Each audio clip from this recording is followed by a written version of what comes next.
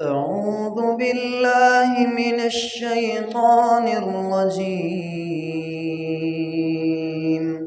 بسم الله الرحمن الرحيم.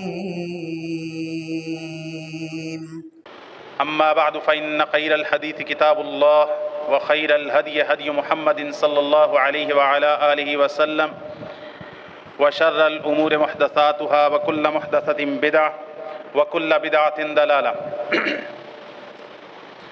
ہر قسم کی حمد و ثنا اللہ رب العالمین کے لیے ہے جو ہم سب کا خالق، مالک، رازق اور مدبر ہے، اور پھر لاکھوں کروڑوں درود و سلام ہوں اس ہستی اقدس و مقدس پر کہ جن کا نام نامی اسم گرامی محمد الرسول اللہ صلی اللہ علیہ وآلہ علیہ وسلم ہے۔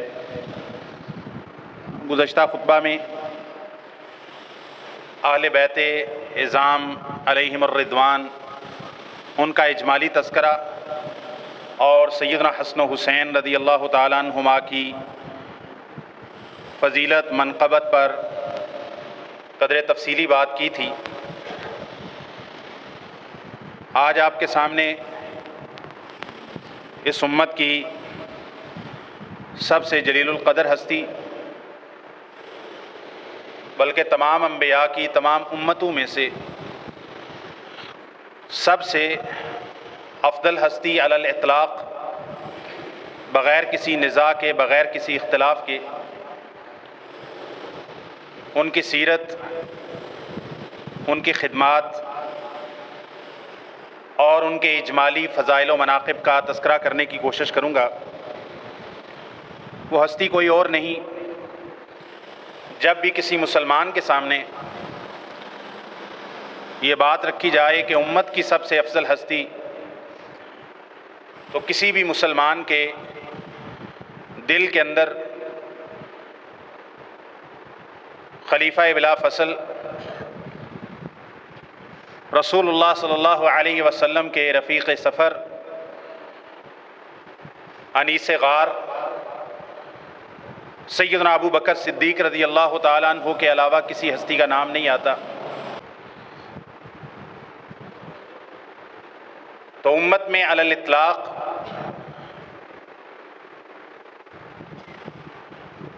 جب افضلیت کی بات کی جائے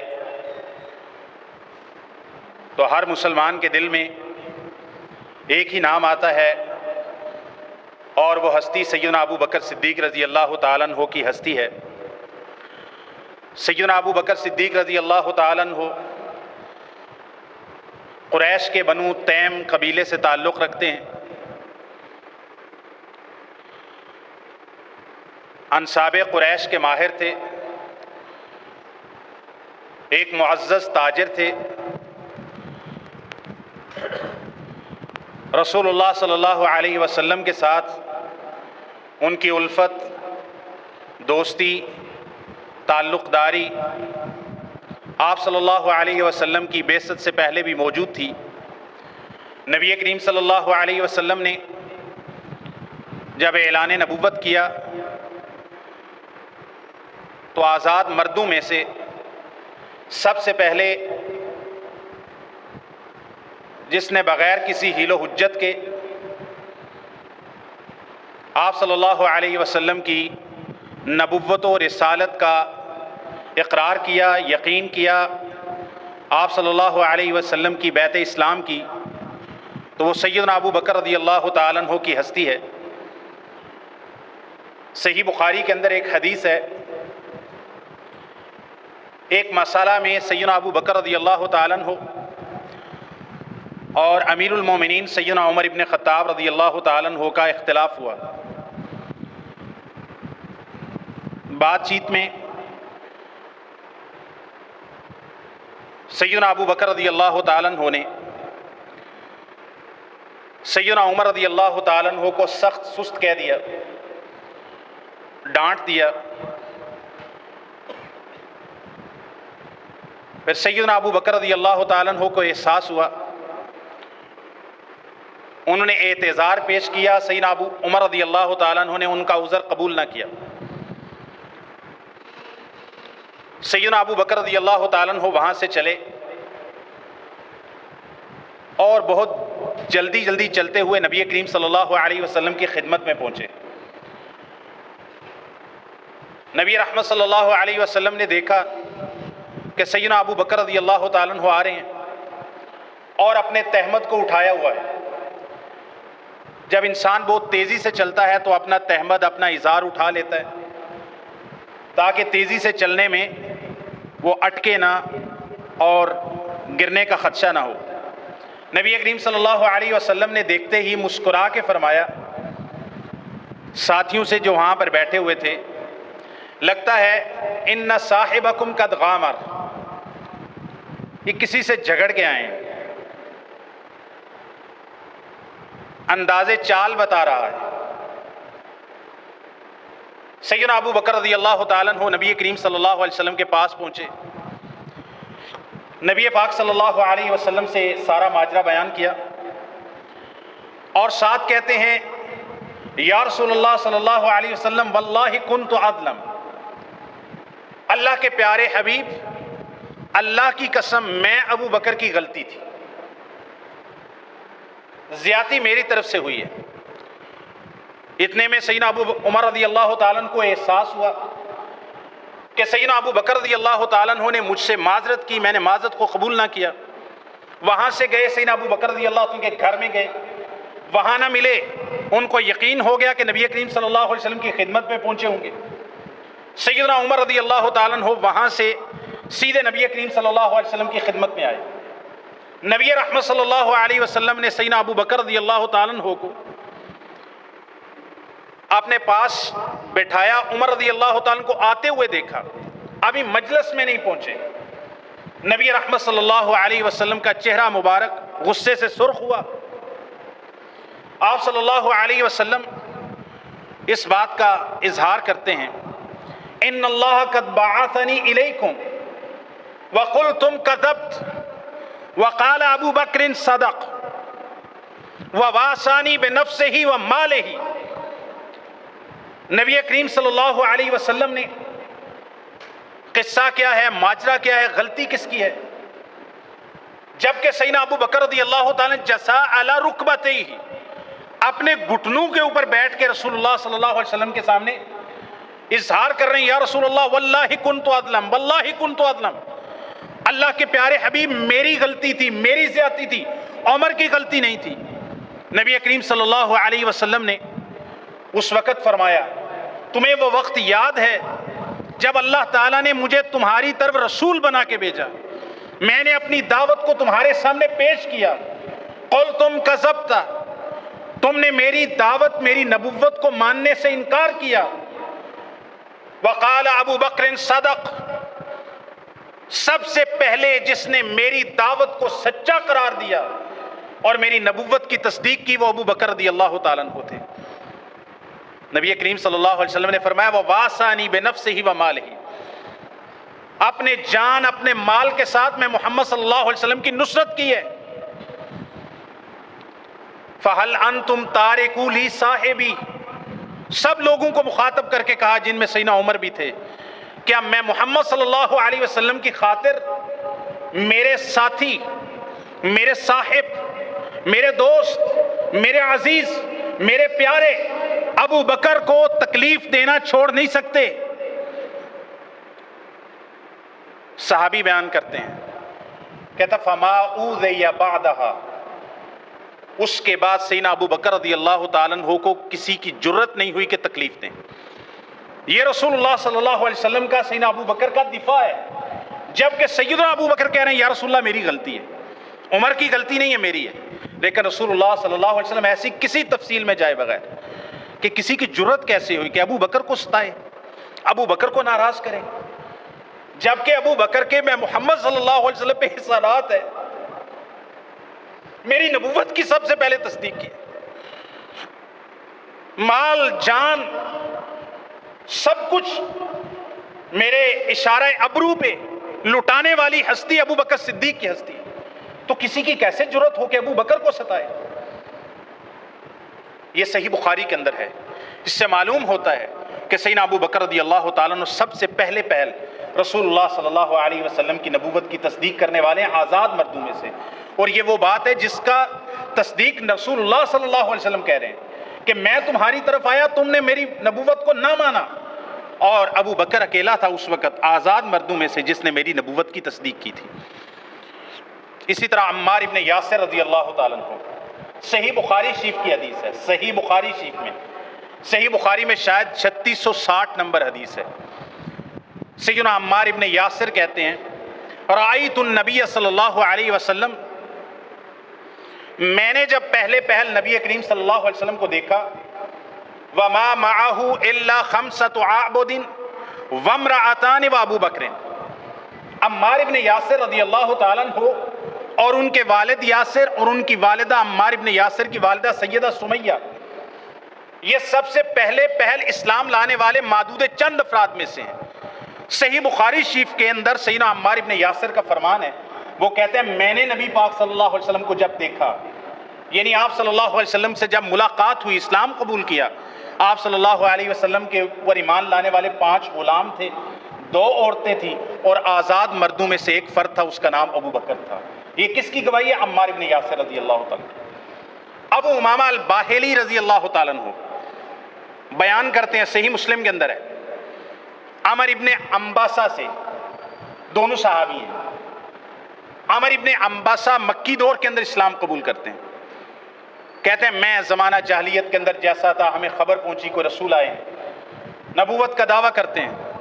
میں مکہ آیا، رسول اللہ صلی اللہ علیہ وسلم سے بات کی، آپ کی دعوت کے بارے میں پوچھا، تفصیل پوچھی. آپ صلی اللہ علیہ وسلم نے اپنی دعوت، اپنی نبوت، اپنی رسالت، اپنے پیغام کے بارے میں بتایا. عمر ابن انباسہ کہتے ہیں میں نے پوچھا من معک علی ھذا. عمر ابن انباسہ کہتے ہیں میں نے نبی کریم صلی اللہ علیہ وسلم سے پوچھا آپ یہ جو دعوت، یہ جو اسلام، یہ جو پیغام دے رہے ہیں، اس رسالہ پر آپ کے ساتھ ایمان لانے والا کون ہے؟ اللہ کے پیغمبر صلی اللہ علیہ وسلم نے عمر ابن انباسہ کے جواب میں کہا حر و عبد، آزاد ہے اور غلام ہے. سیدنا عمر ابن انباسہ کہتے ہیں اس وقت نبی کریم صلی اللہ علیہ وسلم کے ساتھ ایمان لانے والوں میں سے ابو بکر رضی اللہ تعالیٰ عنہ تھے جو کہ آزاد تھے، اور دوسرے بلال رضی اللہ تعالیٰ عنہ تھے جو کہ غلام تھے. سیدنا ابو بکر رضی اللہ تعالیٰ عنہ سبقت الی الاسلام، پہلے اسلام لانے والے، مردوں میں سب سے پہلے علی الاطلاق اسلام لانے والے آزاد مردوں میں سے سیدنا ابو بکر رضی اللہ تعالیٰ. سیدنا علی رضی اللہ تعالیٰ عنہ بھی پہلے ایمان لانے والوں میں، لیکن ان کی عمر اس وقت چھوٹی تھی، وہ آزاد مردوں میں شمار نہیں ہوتے تھے، وہ لڑکوں میں یا بچوں میں، جن کو عربی کے اندر غلام کہتے ہیں، لڑکے کو، بچے کو، جو بلوغت کی عمر کو نہیں پہنچے تھے، ما دون البلوغ. تو جو بالغ مرد تھے اس میں سیدنا ابو بکر رضی اللہ تعالیٰ عنہ سب سے پہلے اسلام لائیں. عورتوں میں سے سیدہ خدیجہ الکبریٰ رضی اللہ تعالیٰ عنہ پہلے اسلام لائیں. یہ سیدنا ابو بکر رضی اللہ تعالیٰ عنہ کی بہت بڑی فضیلت ہے، بہت بڑی فضیلت ہے. سیدنا ابو بکر رضی اللہ تعالیٰ عنہ کا ذکر قرآن مجید کے اندر اللہ تعالیٰ نے شرف صحابیت کے طور پر جس ہستی کا قرآن مجید میں ذکر کیا وہ ایک ہستی ہے سیدنا ابو بکر رضی اللہ تعالیٰ. نبی پاک کے صحابی کے طور پر آپ کے صاحب کی طرف اشارہ کر کے جس کا ذکر قرآن میں ہے وہ سیدنا ابو بکر رضی اللہ تعالیٰ. سورہ توبہ ہے، اللہ تعالیٰ فرماتے ہیں اِلَّا تَنْصُرُوهُ فَقَدْ نَصَرَهُ اللَّهُ اِذْ أَخْرَجَهُ الَّذِينَ كَفَرُوا ثَانِيَ اثْنَيْنِ إِذْ هُمَا فِي الْغَارِ إِذْ يَقُولُ لِصَاحِبِهِ لَا تَحْزَنْ إِنَّ اللَّهَ مَعَنَا. اگر تم اس رسول کی مدد نہیں کرو گے تو اللہ نے تو اپنے رسول کی مدد کی جب کافروں نے ان کو مکہ سے نکالا. ثانی اثنین، جب رسول صلی اللہ علیہ وسلم 2 افراد میں سے ایک تھے. اذ یقول لصاحبہ، غار کے اندر جب وہ دونوں غار میں تھے، رسول 2 میں سے ایک تھے اور وہ اپنے صاحب، اپنے صحابی، اپنے ساتھی کو کہتے تھے لا تحزن، جس کی مراد ابو بکر ہیں کہ اے ابو بکر غم نہ کر، ان اللہ معنا، اے ابو بکر اللہ میرے اور تیرے ساتھ ہے. سبحان اللہ، یہ سیدنا ابو بکر رضی اللہ تعالیٰ کی فضیلت ہے. سیدنا ابو بکر رضی اللہ تعالیٰ عنہ رسول اللہ صلی اللہ علیہ وسلم کا دفاع کرنے والے. صحیح بخاری کے اندر آتا ہے عقبہ بن ابی معیط ظالم نبی کریم صلی اللہ علیہ وسلم کے ذات اقدس پر کعبۃ اللہ کے اندر حرم کے اندر مسجد حرام میں حملہ آور ہوتا ہے. نبی کریم صلی اللہ علیہ وسلم کی گردن مبارک کو گلوئے اطہر پہ کپڑا ڈال کے دباتا ہے. آپ صلی اللہ علیہ وسلم کے دفاع کے لیے اس وقت سیدنا ابو بکر رضی اللہ تعالیٰ اٹھتے ہیں, عقبہ بن ابی معیط ظالم کو دھکا دیتے ہیں, رسول اللہ صلی اللہ علیہ وسلم سے پیچھے ہٹاتے ہیں اور رسول اللہ صلی اللہ علیہ وسلم کا دفاع کرتے ہیں. اور ساتھ یہ کہتے ہیں وہ سورہ یاسین کی آیت کی طرف اشارہ کر کے اتقتلون رجلا ان یقول ربی اللہ, کہ محمد صلی اللہ علیہ وسلم سے دشمنی اس بات پہ کرتے ہو کہ وہ کہتے ہیں میرا رب ایک اللہ ہے, اس دعوت پر ان سے دشمنی کرتے ہو. تو ہر موقع پر نبی کریم صلی اللہ علیہ وسلم کا دفاع کرتے رہے. پھر نبی کریم صلی اللہ علیہ وسلم ہجرت کے لیے ارادہ کیا. سیدنا ابو بکر رضی اللہ تعالیٰ عنہ رسول اللہ صلی اللہ علیہ وسلم کے پاس آتے, آ کے کہتے یا رسول اللہ مکہ والے آزادی سے عبادت نہیں کرنے دیتے, میں چاہتا ہوں میں زمین میں کہیں وسیع جگہ پہ چلا جاؤں, جا کے اللہ کی عبادت کروں, مجھے روکنے ٹوکنے والا کوئی نہ ہو. نبی کریم صلی اللہ علیہ وسلم فرماتے مجھے اللہ کی طرف سے حکم نہیں ہوا. اور صحیح بخاری میں ہے سیدنا ابو بکر رضی اللہ تعالیٰ عنہ ایک دفعہ نبی کریم صلی اللہ علیہ وسلم کی اجازت سے مکہ شہر چھوڑ کے نکل گئے. آپ نے سامان کو سواری پہ باندھا, بیوی بچوں کو ساتھ لیا, مکہ سے نکل رہے ہیں. ابن الداغنہ نام کا ایک عرب کا سردار تھا, وہ رستے میں ملا. کہاں جا رہے ہو؟ ابو قحافہ کے بیٹے کہاں جا رہے ہو؟ کہا یہ آپ کی قوم کے لوگ مجھے یہاں پر اللہ کی عبادت نہیں کرنے دیتے, قرآن نہیں پڑھنے دیتے, میں چاہتا ہوں اللہ کی زمین بڑی وسیع ہے, چلا جاؤں اور اپنی آزادی سے اللہ کی عبادت کر سکوں.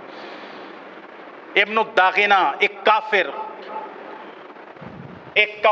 سردار کہتا ہے ابو بکر رضی اللہ تعالیٰ کو مخاطب کر کے کہتا ہے ان مثلک لا یخرج ولا یخرج. یہ صحیح بخاری کی روایت ہے. ابن الداغنہ کہتا ہے اے ابو بکر, اے ابو قحافہ کے بیٹے, تیرے جیسا عمدہ انسان نہ کسی بستی سے جا سکتا ہے اور نہ اس کو کسی بستی سے نکالا جا سکتا ہے. انک لتصل الرحم, یہ وہ صفات ہیں جو سیدہ خدیجہ نے رسول اللہ صلی اللہ علیہ وسلم کے لیے جب غار حرا سے آئے تھے, پریشان تھے, غمزدہ تھے, اس وقت سیدہ خدیجہ نے رسول اللہ کے لیے جو صفات بیان کی, ابن الداغنہ نے سیدنا ابو بکر کے لیے بیان کی. انک لتصل الرحم, رشتہ داری کو ملاتے ہو, وتحمل الکل, دوسروں کے بوجھ اٹھاتے ہو, وتکسب المعدوم, بے روزگاروں کو کما کے کھلاتے ہو, وتقری الضیف, مہمان کی مہمان نوازی کرتے ہو, وتعین علی نوائب الحق, مظلوم کی ظالم کے خلاف مدد کرنے والے ہو. آپ جیسا بندہ کسی بستی سے, میں آپ کو امان دیتا ہوں, آپ میری امان میں آئیں. سیدنا ابو بکر نے کہا ٹھیک ہے, امان دے دی. مکہ والے کہتے ہیں کہ یہ قرآن پڑھتے ہیں, نماز پڑھتے ہیں, قرآن بڑی بلند آواز سے پڑھتے ہیں, نماز میں روتے بڑے ہیں, ہمارے بچے ان سے متاثر ہو رہے ہیں, ہمیں خطرہ ہے ہمارے بچے اور عورتیں ابو بکر کے نماز میں قرآن پڑھنے سے متاثر ہو کے اپنا دین چھوڑ دیں گے, یہ اپنے گھر میں چھپ کر عبادت کریں, ہمیں کوئی مسئلہ نہیں. سیدنا ابو بکر رضی اللہ عنہ بہرحال اس کی امان پہ واپس آئے, گھر کے باہر ایک مسجد چھوٹی سی بنا لی, عبادت کرتے. سیدنا ابو بکر رضی اللہ عنہ پھر بلند آواز سے قرآن پڑھتے. جب قرآن پڑھتے, سیدہ عائشہ کی روایت ہے کان ابو بکر رجلا بکار, سیدنا ابو بکر رضی اللہ تعالیٰ عنہ نماز میں بہت رونے والے بندے تھے, نماز پڑھتے تھے, قرآن پڑھتے, روتے بہت تھے. اب اس کا تاثر ہوتا ہے. تو بہرحال ابن الداغنہ کے پاس وہ دوبارہ گئے, آپ نے امان دی تھی, ہم نے آپ کی امان پہ ان کو پناہ دی تھی, اب یہ دوبارہ قرآن پڑھتے ہیں بلند آواز سے. ابن الداغنہ سیدنا ابو بکر کے پاس ہے, یہ صحیح بخاری کا واقعہ ہے. اس نے آ کے کہا میں نے آپ کو امان دی تھی, آپ پھر بلند آواز سے قرآن پڑھتے ہیں. سیدنا ابو بکر رضی اللہ فرمایا تو اپنی امان کو واپس لے لے, اپنی امان کو واپس لے, مجھے تیری امان نہیں چاہیے, میں اللہ پہ توکل کرتا ہوں, اللہ ہی مجھے کافی ہے, میں نے نماز بھی پڑھنا ہے, قرآن بھی پڑھنا ہے, میں اپنے قرآن کو بھینچ کے نہیں پڑھ سکتا. تو بہرحال سیدنا ابو بکر مکہ واپس آ گئے. پھر نبی کریم صلی اللہ علیہ وسلم, سیدہ عائشہ بیان کرتی ہیں, کہتے ہیں لم عاقل ابویہ الا وہما یدینان الدین, یہ صحیح بخاری کی حدیث ہے. سیدہ عائشہ فرماتی ہیں میں نے جب سے ہوش سنبھالی, میں نے اپنے والدین سیدنا ابو بکر ام رومان کو دین اسلام کے اوپر دیکھا ہے۔ نبی کریم صلی اللہ علیہ وسلم روزانہ ایک دفعہ ہمارے گھر آتے تھے۔ کہتے ہیں نبی کریم صلی اللہ علیہ وسلم ایک دفعہ ہمارے گھر آئے، سیدنا ابو بکر رضی اللہ تعالیٰ کو کہا اللہ تعالیٰ کی طرف سے مجھے اجازت ہوئی ہے، اذن ہوا ہے ہجرت کا، لہٰذا تیاری کرو۔ سیدنا ابو بکر رضی اللہ عنہ نے 2 بہترین سواریاں تیار کی، ایک اپنے لیے، ایک رسول اللہ صلی اللہ علیہ وسلم۔ آپ اس بات کا اندازہ کریں، نبی کریم صلی اللہ علیہ وسلم کو اللہ تعالیٰ فرماتے ہیں آپ کو ہجرت کی اجازت ہے، ہجرت کر جائیں۔ آپ صلی اللہ علیہ وسلم کے رشتہ دار بھی موجود ہیں، اور وہ رشتہ دار بھی آپ پر جان نچھاور کرنے والے ہیں، وہ بھی آپ کے ساتھ مخلص ہیں، وہ بھی آپ کے ساتھ محبت کرنے والے ہیں۔ ان میں کسی نے ایمان کا اظہار کیا تھا یا ابھی تک نہیں کیا تھا؟ جیسے سیدنا عباس ہیں رضی اللہ تعالیٰ عنہ، ابھی ایمان کا اعلانیہ اظہار نہیں بھی کیا تھا، آپ پر جان نچھاور کرتے تھے۔ لیکن جب اللہ تعالیٰ کی طرف سے آپ صرف اس نقطے پہ غور کریں کہ سیدنا ابو بکر کی اسلام میں اہمیت کیا ہے، کہ آپ صلی اللہ علیہ وسلم کو ہجرت کی اجازت ملتی ہے، آپ صلی اللہ علیہ وسلم سیدھے اٹھتے ہیں اور ابو بکر کے گھر جاتے ہیں، تیاری کرو آپ نے ہجرت کے لیے جا رہے ہیں۔ یہ سیدنا ابو بکر رضی اللہ عنہ نبی کریم صلی اللہ علیہ وسلم کے ساتھ ہجرت کا واقعہ میں کسی دن انشاءاللہ مستقل خطبے میں، وہ جو سیرت کا عنوان شروع کیا جس کے 8-10 خطبات ہو گئے، ہجرت کا پورا واقعہ انشاءاللہ شاید ایک نہیں کئی خطبات کے اندر بیان ہو، تو اس میں وہ تفصیل ساری آ جائے گی غار ثور کی اور دوسری جگہ پہ۔ نبی کریم صلی اللہ علیہ وسلم نے چند باتیں سیدنا ابو بکر رضی اللہ عنہ کے فضائل کے تعلق سے، محمد ابن حنفیہ بیان کرتے ہیں، صحیح بخاری شریف کی حدیث ہے، محمد ابن حنفیہ کہتے ہیں میں نے اپنے والد علی بن ابی طالب رضی اللہ عنہ سے پوچھا ای الناس خیر بعد النبی صلی اللہ علیہ وسلم۔ محمد ابن حنفیہ بیٹا سیدنا علی بن ابی طالب کا سوال کر رہے سیدنا علی بن ابی طالب سے، حدیث صحیح بخاری شریف کے اندر، میں نے پوچھا نبی پاک کے بعد روئے زمین پر سب سے بہترین انسان کون سا ہے؟ سیدنا علی بن ابی طالب رضی اللہ عنہ فرماتے ہیں ابو بکر، میرے بیٹے اگر سوال کرتے ہو کہ نبی پاک صلی اللہ علیہ وسلم کے بعد سب سے افضل ترین ہستی اس روئے زمین پر کون ہے، تو میرا جواب سن لو، علی کا عقیدہ بھی سن لو، اے میرے بیٹے جا کے دنیا والوں کو بتا دو، پوچھنے والا بیٹا ہے، بتانے والے امیر المومنین علی بن ابی طالب رسول اللہ صلی اللہ علیہ وسلم کے بھائی اور داماد ہیں، حسنین کریمین کے والد ہیں، فاطمہ الزہرا کے شوہر ہیں۔ وہ کہتے ہیں اے میرے بیٹے میرا عقیدہ لکھ لو، نبی پاک کے بعد سب سے افضل ترین ہستی اگر کوئی ہے تو سیدنا ابو بکر رضی اللہ عنہ کی ہستی، اس کے بعد عمر ابن خطاب ہے۔ اور یہ بات نہج البلاغہ کے اندر بھی موجود ہے، یہ تو ہماری صحیح بخاری کے اندر ہے، یہ بات نہج البلاغہ کے اندر بھی موجود ہے، بھائی لوگوں کی کتاب کے اندر بھی موجود ہے۔ نبی کریم صلی اللہ علیہ وسلم نے مسجد کے اندر لوگوں کے دروازے کھلتے تھے، گھروں کے راستے سے گزر کے جاتے تھے، صحیح بخاری صحیح مسلم کی حدیث ہے، نبی پاک نے فرمایا لا یبقین فی المسجد خوخۃ الا خوخۃ ابی بکر، آپ نے فرمایا جتنے لوگوں کے گھروں کے دروازے یا کھڑکیاں مسجد کے اندر کھلتی ہیں، ساری کی ساری کھڑکیاں دروازے بند کر دیے جائیں، مسجد لوگوں کی گزرگاہ نہیں ہونی چاہیے۔ مسجد کے یہ آداب ہیں، الا خوخۃ ابی بکر، سوائے ابو بکر کی کھڑکی، ابو بکر کا دروازہ بند نہیں کرنا، وہ کھلا رہے، باقی سب کے دروازے بند کر دیے جائیں۔ یہ سیدنا ابو بکر رضی اللہ عنہ کی شان ہے۔ محدثین نے استدلال کیا ہے خلافت بلا فصل کا، کہ سیدنا ابو بکر رضی اللہ عنہ کی خلافت پر اس حدیث سے استدلال ہے کہ سارے دروازے بند کر دیں۔ اس سے یہ معلوم ہوتا ہے ایک دروازہ کھلا رکھا جائے، گویا کہ نبی کریم صلی اللہ علیہ وسلم کے بعد خلافت سیدنا ابو بکر رضی اللہ عنہ کو ملنے والی تھی، امت کی باغ دوڑ ملنی تھی، تو ان کا دروازہ مسجد کے اندر جو کھلتا ہے وہ کھلا رہنا چاہیے، کیونکہ امیر المومنین کو، خلیفۃ المسلمین کو نماز وغیرہ پڑھانے کے لیے آنا ہے۔ یہ اشارہ ہے، محدثین کہتے ہیں ابو بکر رضی اللہ عنہ کی خلافت کی طرف۔ نبی کریم صلی اللہ علیہ وسلم نے جب آپ صلی اللہ علیہ وسلم دنیا سے کوچ کرنے کی تیاری فرما رہے تھے، 6 دن 7 دن آپ صلی اللہ علیہ وسلم بیمار رہے، اور صحیح بخاری میں وہ ساری تفصیل موجود ہے۔ آپ نے فرمایا مجھے 2 انسانوں جتنا بیمار، 2 بندوں جتنا بخار ہوتا ہے، 7 مشکیزوں کا پانی لا کر رسول اللہ صلی اللہ علیہ وسلم نے فرمایا میرے اوپر بہاؤ، بخار کی حالت میں نماز پڑھانے کے لیے نہیں جا سکتے تھے۔ کون نماز پڑھائے؟ نماز کا وقت جا رہا ہے، سارا واقعہ آپ نے سنا ہوا ہے۔ ابو بکر رضی اللہ عنہ کی اہمیت، شان، ان کا تقدم، ان کی سبقت، نبی پاک صلی اللہ علیہ وسلم کی زبان پر ایسے کسی بھی موقع پر ابو بکر رضی اللہ عنہ کے علاوہ کوئی نام ہی نہیں آتا۔ آپ نے فرمایا مروا ابا بکر فلیصلی بالناس، صحیح بخاری کی حدیث ہے، तमाम कुतुब इस्लाम के अंदर मौजूद है। फरमाया अबू बकर को हुक्म दो लोगों को नमाज पढ़ाए। नबी करीम सल्लल्लाहु अलैहि वसल्लम की मौजूदगी में, आपकी हयात तैयबा में, आप सल्लल्लाहु अलैहि वसल्लम के मुसल्ला पे खड़ा होने का कोई हक रखता है पैगंबर की ज़बान नबुव्वत में, तो अबू बकर रज़ियल्लाहु अन्हु की हस्ती है। सैयदा आयशा ने हिलो हुज्जत किया और उसकी वजह भी बाद में बयान की।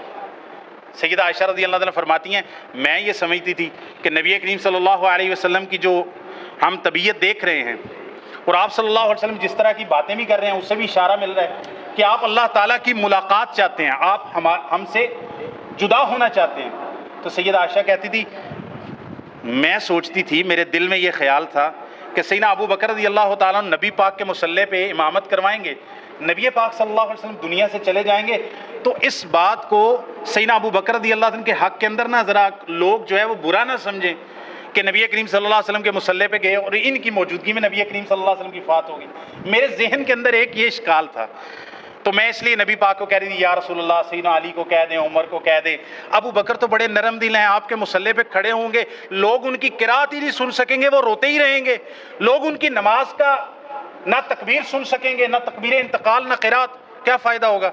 नबी पाक सल्लल्लाहु अलैहि वसल्लम ने अज़वाज मुतहरात से कभी इतनी सख्त बात नहीं की जितनी इस मौके के ऊपर की कि यूसुफ की औरतों वाली बात करते हो, मैं कहता हूँ अबू बकर को मुसल्ले पे खड़ा करो। नबी करीम सल्लल्लाहु अलैहि वसल्लम मुसल्ले पे खड़े करके गए। और यही बात नहीं, सैयदना अबू बकर रज़ियल्लाहु अन्हु ने रसूलुल्लाह सल्लल्लाहु अलैहि वसल्लम की मौजूदगी में 3 या 4 दिन नमाज पढ़ाई है। और एक फजर की, ये सही बुखारी के वाक़या है, नबी करीम सल्लल्लाहु अलैहि वसल्लम फजर की नमाज खड़ी हो गई, इकामत होगी, सैयदना अबू बकर नमाज पढ़ाने लगे। नबी करीम सल्लल्लाहु अलैहि वसल्लम नीचे तशरीफ़ नहीं ला सकते थे, आपने अपने घर का पर्दा हटा के देखा, लोग अबू बकर की इक्तिदा में नमाज पढ़ रहे हैं, रसूलुल्लाह सल्लल्लाहु अलैहि वसल्लम के दांत मुबारक ज़ाहिर हो गए, आप मुस्कुरा पड़े, इतने खुश हुए लोगों को देखकर कि मेरी उम्मत, मेरे सहाबा, मुसलमान मेरे अबू बकर सिद्दीक़ के पीछे किस तरह इत्तेफाक के साथ खड़े हैं। नबी करीम सल्लल्लाहु अलैहि वसल्लम उनको ये इत्तेफाक देकर गए। आप सल्लल्लाहु अलैहि वसल्लम ने, सही मुस्लिम की हदीस है, एक दिन सैयदा आयशा को कहा, उदई ली आबा की व अखा की, अपने भाई और अपने वालिद को बुलाओ। सैयदा आयशा को कहा, मुझे इस बात का खदशा है अन यतमन्ना मुतमन्निन, कि मेरे बाद कोई तमन्ना करने वाला ख्वाहिश लेकर उठ करे कि आना औला, कि मैं खिलाफत इमारत का ज़्यादा हकदार हूँ। फिर आप सल्लल्लाहु अलैहि वसल्लम ने यह इरादा तर्क कर दिया, फरमाया अला व यअबल्लाहु वल मुमिनूना इल्ला अबा बकर, अल्लाह ताला भी और मोमिन भी माँ सिवाय अबू बकर के मेरे बाद किसी को बतौर खिलाफत के पसंद ही नहीं करेंगे। नबी पाक ने फरमाया लिखवाने की ज़रूरत ही नहीं है। वो जो प्रोपेगेंडा किया जाता है ना, एक मशहूर प्रोपेगेंडा है, वो नबी पाक ने, वाक़या वो सही है, लेकिन जो उसके ऊपर प्रोपेगेंडा किया जाता है, वो कलम कागज़ लाओ और मैं कुछ लिख के देना चाहता हूँ, मेरे बाद गुमराह ना हो, तो कहते हैं कि बस सैयदना अली रज़ी अल्लाह अन्हु की खिलाफत लिखनी थी, उमर ने मना कर दिया। हालांकि उन जाहिलों ने यह भी नहीं पढ़ा कि जो कलम कागज़ लाने से मना कर रहे थे उनमें सैयदना अबू उमर रज़ी अल्लाह अन्हु के मौक़िफ़ के साथ सैयदना अली रज़ी अल्लाह अन्हु भी उनके मौक़िफ़ के हामी थे कि नबी पाक तकलीफ़ में है, आप सल्लल्लाहु अलैहि वसल्लम इस वक्त तकलीफ़ महसूस कर रहे हैं, तो आप सल्लल्लाहु अलैहि वसल्लम को तकलीफ़ ना दी जाए। जो मौक़िफ़ सैयदना उमर का था, उन घर के अंदर मौजूद अफराद में यही मौक़िफ़ सैयदना अली रज़ी अल्लाह अन्हु का था। तो कहता है खिलाफत लिखवानी थी, अगर लिखवानी थी ना, सही मुस्लिम की ये हदीस से पता चलता है वो अबू बकर रज़ी अल्लाह अन्हु की खिलाफत, वरना वो खिलाफत वाला मामला कोई था ही नहीं है। ग़ुलामों के बारे में, नमाज की पाबंदी के बारे में रसूलुल्लाह सल्लल्लाहु अलैहि वसल्लम ने वसीयत की, वो आप सल्लल्लाहु अलैहि वसल्लम ने कर दी, वो सही बुखारी मुस्लिम में मौजूद है। सैयदना अबू बकर रज़ी अल्लाह तआला अन्हु मुर्तद्दीन के ख़िलाफ़ मुसैलमा कज़्ज़ाब और दूसरे लोग, नबी पाक सल्लल्लाहु अलैहि वसल्लम दुनिया से रुखसत हुए, बहुत सारे लोग आराब के लोग, ये मदीना का कोई बंदा नहीं था, ये बात याद रखना। मुर्तद होने वालों में आराब थे, बाहर के कबाइल के लोग थे, मदीना का कोई बंदा नहीं, ना मक्का का कोई बंदा था। इस्लाम से इनकार कर दिया, इस्लाम से फिर गए, कुछ ने ज़कात का इनकार कर दिया। लश्कर उसामा को रवाना करना था और रूमी फौजें मदीना पर हमला करने की तैयारी कर रही थी, ये भी जासूस खबरें दे रहे थे। नबी पाक ने लश्कर उसामा को रवाना किया, रस्ते में पड़ाव किया हुआ था, नबी पाक की वफ़ात हो गई। सैयदना अबू बकर खलीफा बने, सबसे पहला काम किया लश्कर उसामा को रवाना किया जाए। सहाबा ने, बड़े बड़े सहाबा ने कहा कि मदीने को ज़्यादा ज़रूरत है, कुफ़ार हमला कर देंगे। नबी पाक सल्लल्लाहु अलैहि वसल्लम के ये साथी, आपके जानशीन खलीफा बिला फसल, उन्होंने कहा, मुस्नद अहमद वगैरह के अंदर ये लफ्ज़ हैं, उन्होंने कहा अगर मुझे यकीन हो कि काफिर मदीना पे चढ़ दौड़ेंगे اور مجھے یقین ہو پھر بھی میں لشکر اسامہ کو نہیں روکوں گا، کیونکہ نبی کریم صلی اللہ علیہ وسلم نے لشکر اسامہ کو روانہ کیا، میں نہیں روک سکتا۔ نبی پاک نے جس کو روانہ کیا میں نہیں روکوں گا۔ مرتدین کے خلاف جہاد، سیدنا عمر جیسا جری بندہ، کہتے ہیں صحیح بخاری میں، ابو بکر کیف تقاتلو، آپ ان سے کیسے قتال کریں گے جو کلمہ شہادت کا اقرار کرتا ہے، نماز پڑھتا ہے۔ سیدنا ابو بکر نے کہا لأقاتلن من فرق بین الصلاۃ والزکاۃ، جو نماز پڑھے گا زکوٰۃ کا انکار کرے گا میں اس کے خلاف قتال کروں گا۔ سیدنا ابو بکر کہتے رہے، سیدنا عمر رضی اللہ تعالیٰ منع کرتے رہے، بعد میں سیدنا عمر خود کہتے ہیں، صحیح بخاری کہتا ہے مجھے سمجھ آئی کہ اللہ تعالیٰ نے ابو بکر کا دل اس کے لیے کھول دیا تھا، جس بات کی مجھے بعد میں سمجھ آئی۔ آخری ایک جملہ بیان کرتا ہوں، امام علی بن مدینی کا جملہ ہے، سیر و اعلام النبلاء کے اندر امام احمد بن حنبل رحمہ اللہ کی سیرت کے اندر امام ذہبی نے نقل کیا ہے۔ بس اسی وجہ خطبہ ختم کرتا ہوں۔ دو شخصیتیں تاریخ اسلام کے اندر آپس میں ان کی صفات ایک جیسی ہیں، ایک خلیفہ تھے، دوسرے کے پاس حکومت نہیں تھی، لیکن صفات ایک جیسی ہیں۔ علی بن مدینی خلاصہ کرتے ہیں، کہتے ہیں اعز اللہ الدین بأبی بکر یوم الردہ وبأحمد یوم المحنہ۔ علی بن مدینی کہتے ہیں اللہ تعالیٰ نے جس دن لوگوں نے اسلام سے ارتداد کیا، یوم الردہ کو ابو بکر کے ذریعے اسلام کو غلبہ عطا کیا، اور جس دن خلق قرآن کا محنہ کا مسئلہ اٹھا عباسی خلافت کے اندر، اللہ تعالیٰ نے احمد ابن حنبل کے ذریعے اسلام کو عزت عطا فرمائی۔ اللہ تعالیٰ ہمیں ان ہستیوں سے محبت کرنے کی توفیق عطا فرمائے اور ان کی سیرت پر چلنے کی توفیق عطا فرمائے۔ وما توفیقی الا باللہ۔ أعوذ بالله من الشيطان الرجيم بسم الله الرحمن الرحيم